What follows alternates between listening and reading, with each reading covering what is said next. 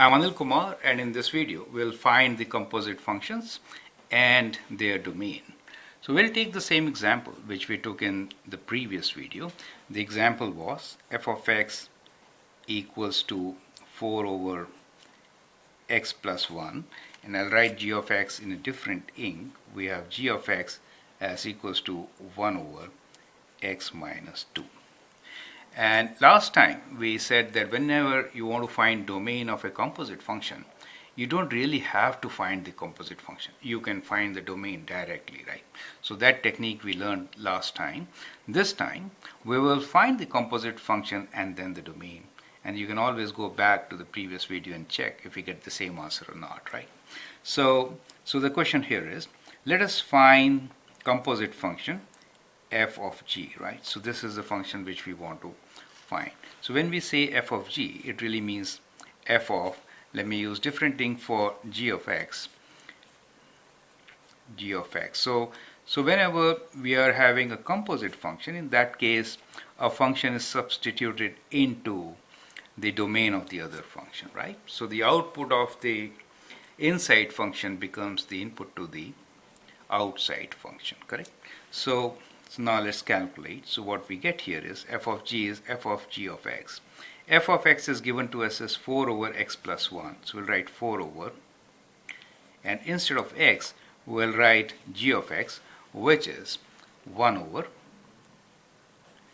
x minus 2, right? So this is g of x instead of x plus 1. So that is how you create a composite function, correct? Now let's simplify it. So what we get here is 4 over, and we have a common denominator x minus 2. So we get 1 plus x minus 2 divided by x minus 2, right? Okay, let's take it to the right side and solve it further. So what we have here is f of g is indeed equals to, now we can take it on the numerator, is 4 times x minus 2 divided by 1 plus x minus 2 gives us x minus 1, correct? Now in this case, can you tell me what is the restriction on f of g? So that is f of g, right?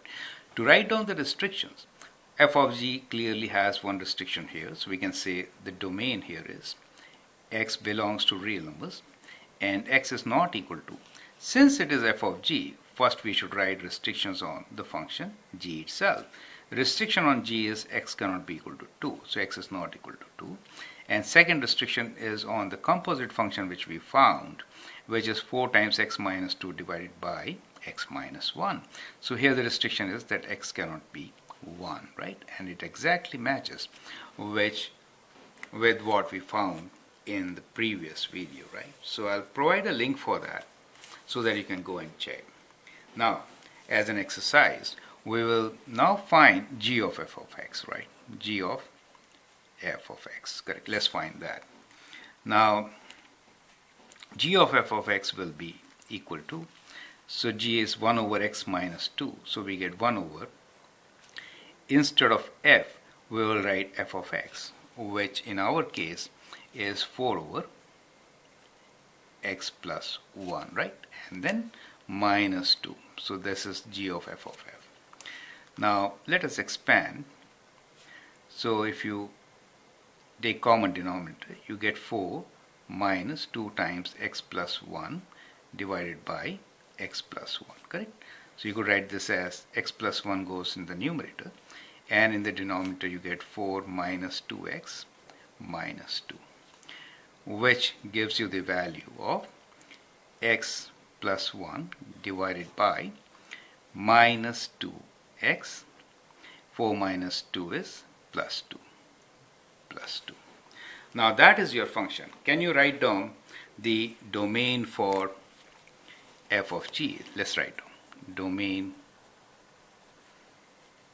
of g of f, right? So let's write down domain of g of f.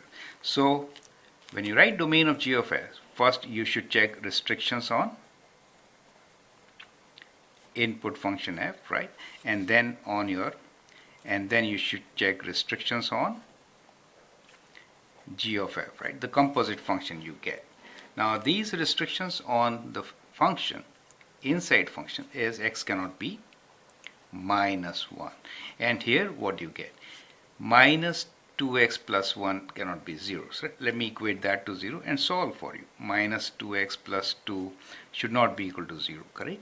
So we can say 2x should not be equals to 2, or x should not be equal to 1. So the other restriction is x is not equal to 1, right? So we get the domain.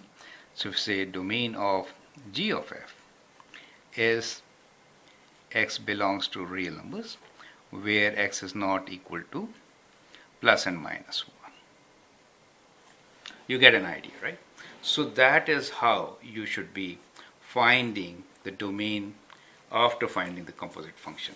Now, as an exercise for you, your question is find domain for f of g. Okay, g of f, what we did here, g of f without finding the composite function, without calculating composite function. Okay, so that is your exercise. Find domain of g of f, it should be the same, without actually finding the composite function. So I hope you understand my question now, right? I haven't really phrased it well, but you get the concept. Use the concept which we learn.